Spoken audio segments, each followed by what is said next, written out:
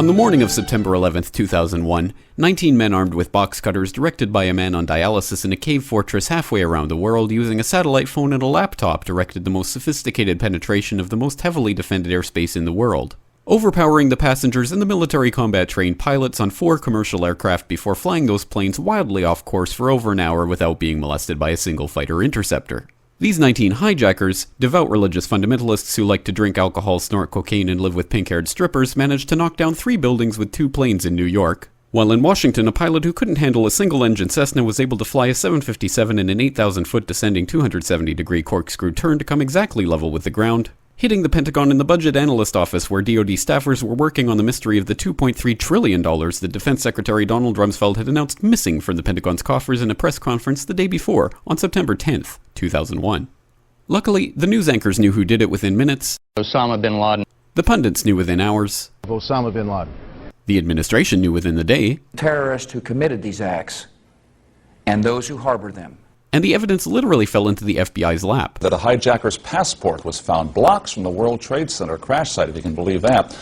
But for some reason, a bunch of crazy conspiracy theorists demanded an investigation into the greatest attack on American soil in history. That investigation was delayed, underfunded, set up to fail, a conflict of interest, and a cover-up from start to finish. It was based on testimony extracted through torture, the records of which were destroyed. It failed to mention the existence of WTC-7, Able Danger, P-TECH, Sibel Edmonds, OBL and the CIA, and the drills of hijacked aircraft being flown into buildings that were being simulated at the precise same time that those events were actually happening. It was lied to by the Pentagon, the CIA, the Bush administration, and as for Bush and Cheney, well, no one knows what they told it because they testified in secret, off the record, not under oath, and behind closed doors. It didn't bother to look at who funded the attacks because that question is ultimately of little practical significance. Still, the 9/11 Commission did brilliantly answering all of the questions the public had, except most of the victims' family members' questions, and pinned blame on all the people responsible, although no one so much as lost their job, determining the attacks were failure of imagination. Because Nobody in our government, at least, and I don't think the prior government that could envision flying airplanes into buildings. Except the Pentagon, FEMA, NORAD, and the NRO.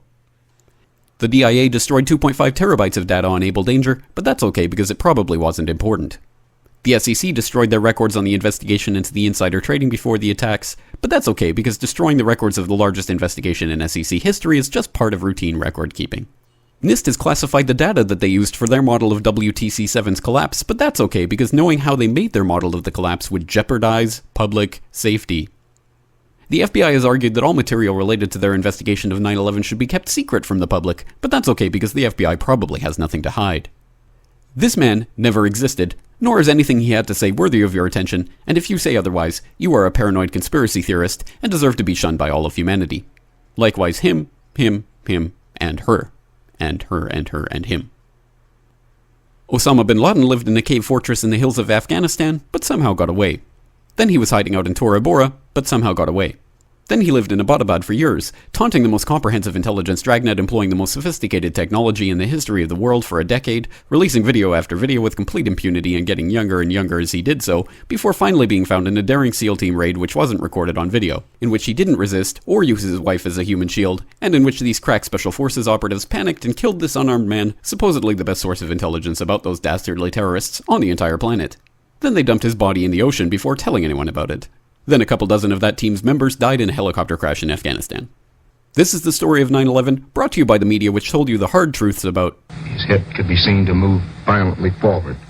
And they took the babies out of the incubators. And mobile production facilities. And the rescue of Jessica Lynch. If you have any questions about this story, you are a batshit paranoid tinfoil dog-abusing baby hater and will be reviled by everyone.